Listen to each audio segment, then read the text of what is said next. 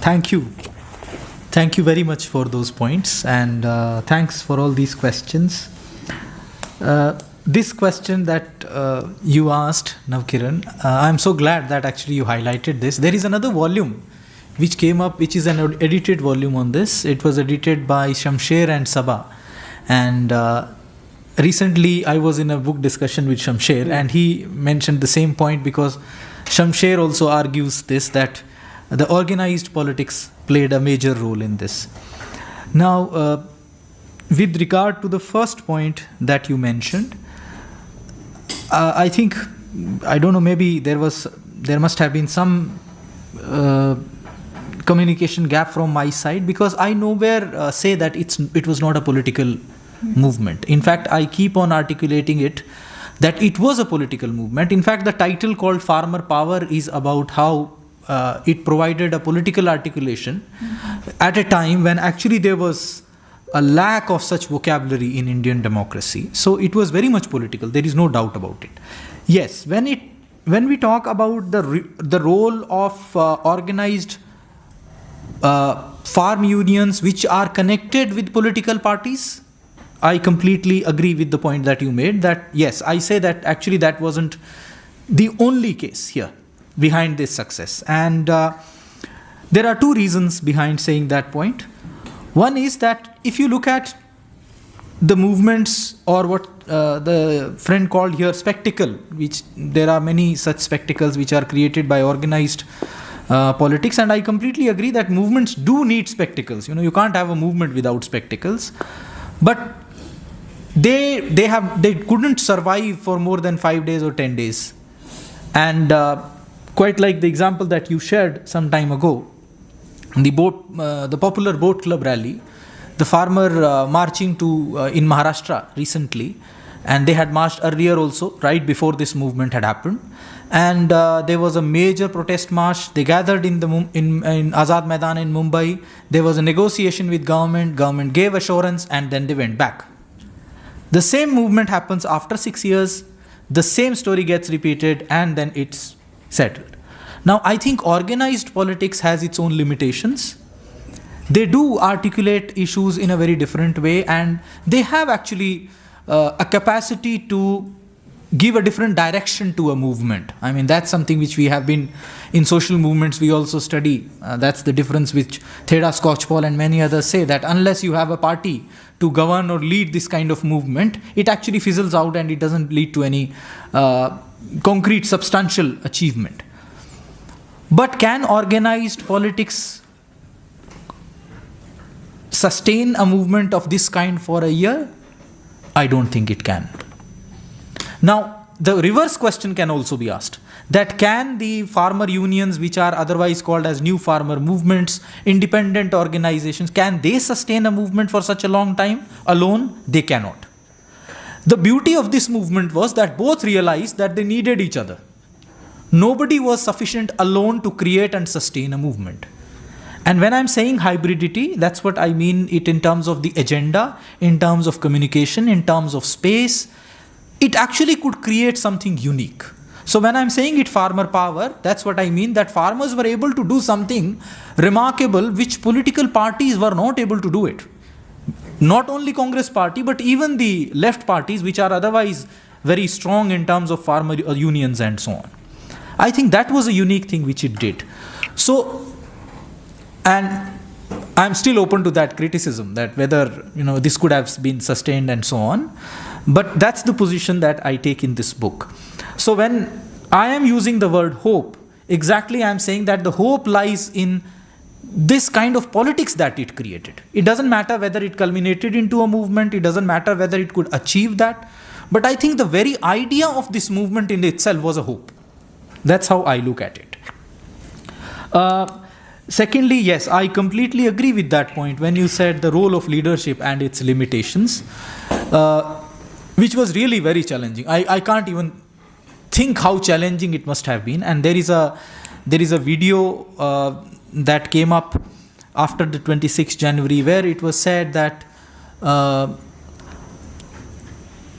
referring to the Khalistan movement and what happened in Punjab afterwards, कि ਅਸੀਂ ਆਪਣੇ ਮੁੰਡੇ ਨਹੀਂ ਮਰਾਣੇ ਸਾਡੀ ਜਿਹੜੀ ਪੋਲਿਟਿਕਸ ਹੈਗੀ ਹੈ ਆ ਸ਼ਾਂਤੀ ਦੀ ਪੋਲਿਟਿਕਸ ਹੈ ਅਤੇ ਆਪਾਂ ਮੂਵਮੈਂਟ ਉਹਦੇ ਨਾਲ ਹੀ ਖੜਾ ਕਰਨਾ ਹੈ. Now that movement was actually an assertion, and there was a reference that if need be, we will be happy to withdraw it like the way Gandhi did once upon a time.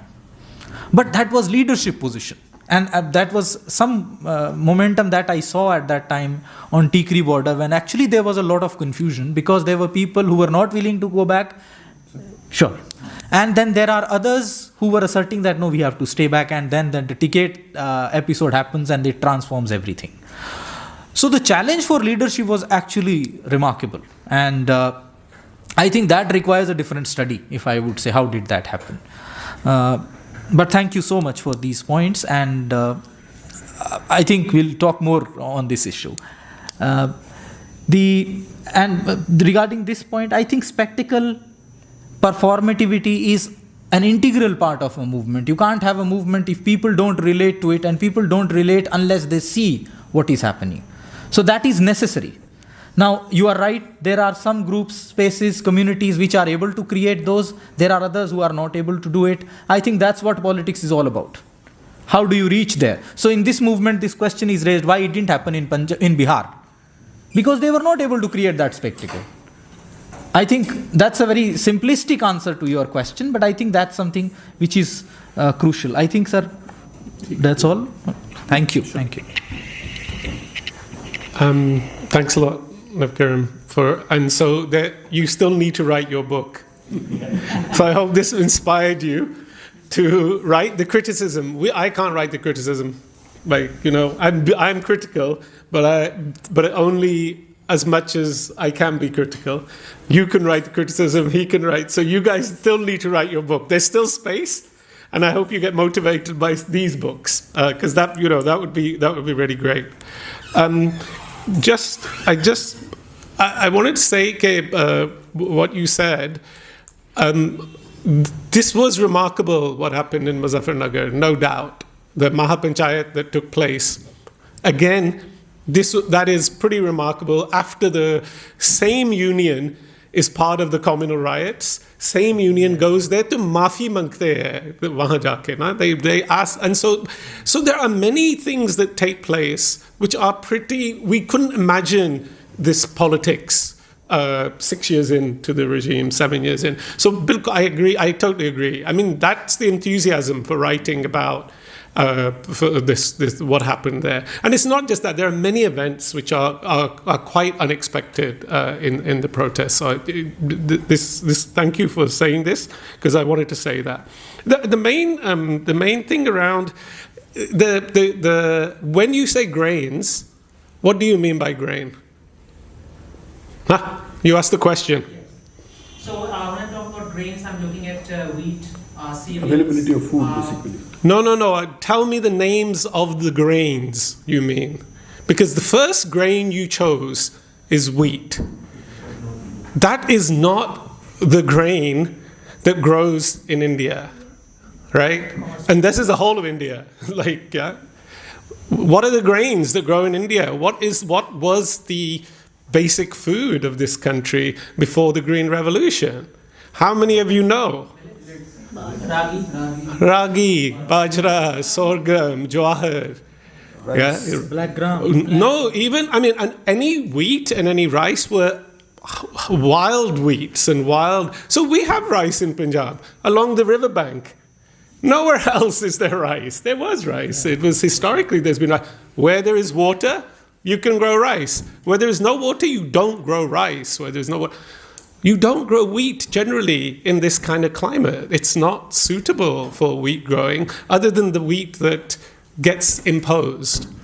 So when you say India wasn't able to feed itself with grains, no, India was not able to feed itself with the global glut of wheat. So this Green Revolution should, all right, if I was going to be kind, I should have called it green commercialization at the beginning.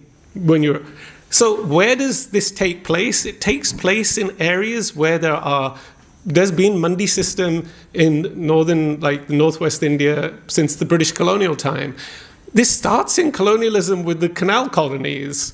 So there's been a hydraulic, commercial, agricultural system. It's those areas that these grains get given.